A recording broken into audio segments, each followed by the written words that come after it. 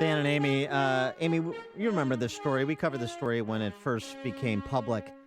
It's the story of Sergeant First Class Charles Martland, Green Beret, who was punished while deployed in Afghanistan for intervening to stop an Afghani soldier from raping a minor boy.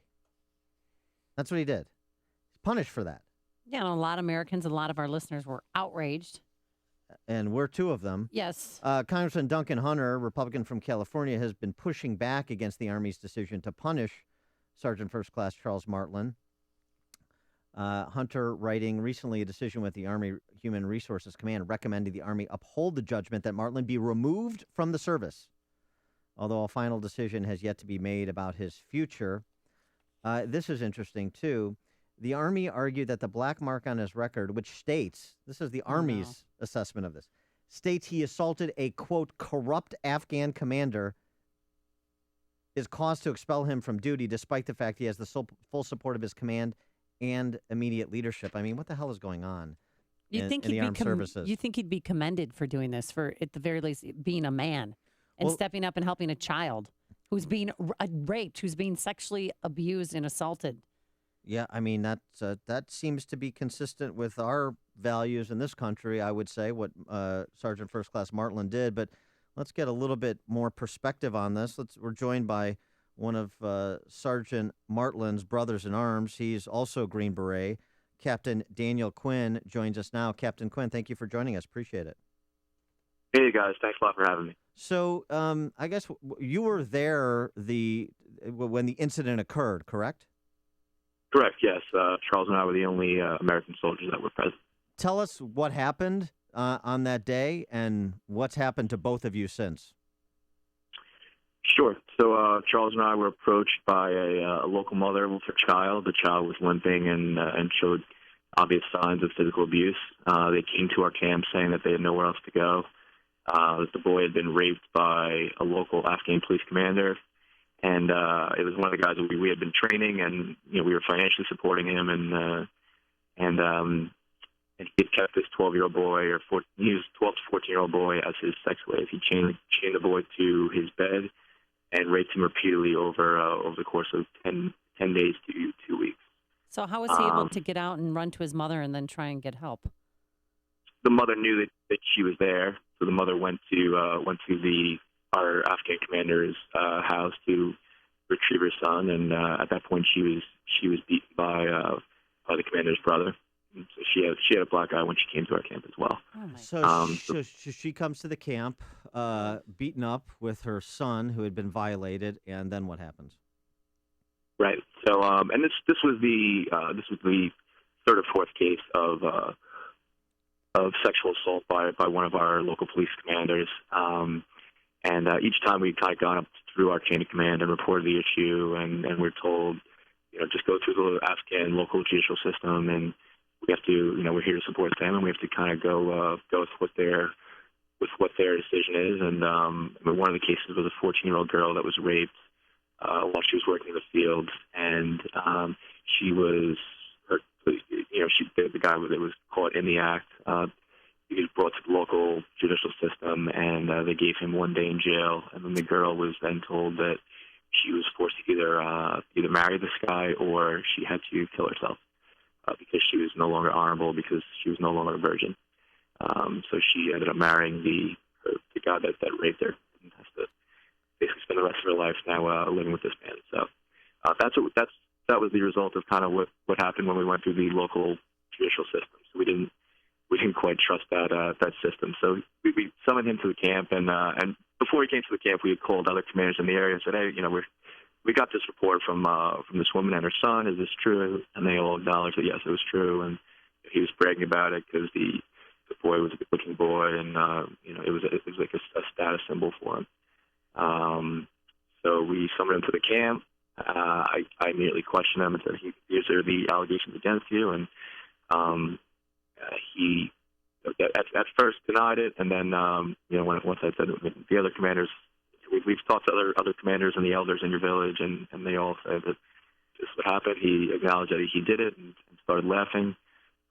We then instructed, told him the severity of these actions, and it was, we were frustrated because a lot of what we had focused our training on was it was with human rights. It wasn't just how to be a local police commander. It was also how to interact with the people in your village and in your province, and and told them, look, if you're working for Americans, you're receiving our training, you're going to be held to a higher standard, and you're going to act in accordance with our value system. So he blatantly disregarded that, and just was laughing when we went into this. So at this point, I picked him up and threw him onto the ground, and then Sergeant Martin picked him up off the ground and threw him onto the ground as well. We repeated this for a few minutes until we got our point across that this action was not going to be tolerated ever again, and that if he ever went near that boy again, there would be severe consequences. So then you ejected him from the base after that, and then you two got in trouble for this instead of being hailed as heroes? Yes, we threw him off our camp, and then I got a call that evening from my immediate boss saying we had these allegations that you apparently assaulted one of the locals, and I said, yes, they're 100% true, and here's why I did it. And he said, I got to report this up the chain of command. I said, do what you have to do. That's fine. Charles and I both stand by what we did. And it was reported the next day a helicopter showed up at our camp and escorted Charles and I away from our team. We were told that we were mission complete, no longer complete our deployment with the rest of our team. And we then moved from kind of around a couple of bases in Afghanistan while we waited our punishment, and were sent home a few weeks after that. We're told never to return to Afghanistan. And so this all happened in 2011. So fast forward, we know from Duncan Hunter and his championing Sergeant Martlin's cause, kind of where he stands. So what ultimately was your resolution with the Army? So I only had about a year left on my enlistment contract, and just finished out that year, and then departed on my own terms. Charles fought. I mean, and Charles is I can't say enough about Charles as a soldier. He was just a phenomenal soldier, the best soldier I ever worked with, and everyone that has ever been led by him or worked with him, for him, will tell you the same thing. I mean, you should see all the letters of recommendation he's received from anyone that's ever come in contact with him. There's been nothing but fully supportive of his actions, and so he fought to stay in, and his next assignment was an instructor at the Combat Divers course down in Florida. He immediately got there and was immediately hailed as the number one instructor on that camp, and then was went to a board and was given the second best instructor in all of special operations training. He's just a phenomenal soldier, and even while all this was going on, he knew even after the way he was mistreated by the Army, still just did right. Continued to do his job admirably, and just cannot say enough good things about him.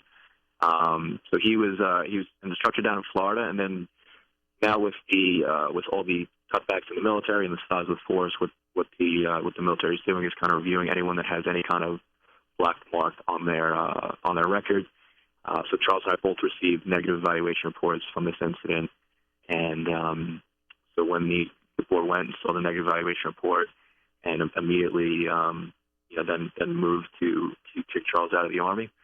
So this has been going on for about 2 years now, and he's gone through multiple appeals. The final appeal now is set for March 1st. We'll find out whether or not Charles will be allowed to stay in. What, were you honorably discharged? I was honorably discharged, yes. And what I mean, is there anything? I mean, on Charles's behalf, is there anything you would suggest that people hearing this story do on his behalf? I mean, I know Congressman Hunter in California has taken up the cause. Or should people call their local members of Congress as well? Yeah, but absolutely. Yeah, call local congressmen, write letters, and just as much support as we can get would be greatly appreciated. Congressman Hunter has done a fantastic job of really, he's really championed Charles's cause and just kept us at the forefront, of the media, and just made sure that everyone knows the full story. And yes, write your congressman, write to Congressman Hunter, and whatever support we can get, we greatly appreciate. Well, as a mom of two boys, I can't thank you enough for what you did for that child. Does he know, or does his mother know what happened to you two for trying to protect her son? And do you know where the boy is now? Is he doing okay? We don't know. We do not know where the boy is. Yes, they do know what happened. And just another example of the quality of soldier of Charles Martland. Because when we were so after we were sent, kind of packing with our stuff, and the day after the incident, all the local leaders came and were calling for Charles to be reinstated because they really appreciate all the work he did in the area. And it wasn't just that he was a great soldier; he was great. He was a great trainer. All the other commanders loved him. All the other local policemen loved him. He just was a phenomenal soldier and non-commissioned officer. And the family was there as well, saying that he deserves to be in this area. And we have not heard from them since we did not. How do you reconcile what happened to you and Charles for doing something that we all applaud, for standing against a rapist, a child rapist, for goodness sakes, and these other barbarians, and the Army treats you effectively as the problem, as people who acted outside the bounds? I mean, is there some kind of a politically correct culture that is infecting even the Green Berets these days, or how do you reconcile it? It's just I think it's an overall shift kind of towards towards careerism, and people are more worried. Higher level commanders don't want to be responsible for any kind of any kind of major incident. I think after Abu Ghraib and other negative incidents in the military, they see anything outside of kind of the kind of just doing what we've been told to do can be construed as negative and don't want any part of it, and are more just it's easier for them to justify kind of just getting rid of the problem rather than dealing with it. And in all honesty, the 10 years I spent in the military were the best 10 years of my life. The Army gets it right 99% of the time, and that's why Charles is trying to stay in, because he loves what he does, and we both love our country and love the Army. I'm very, very appreciative of everything the Army's given me.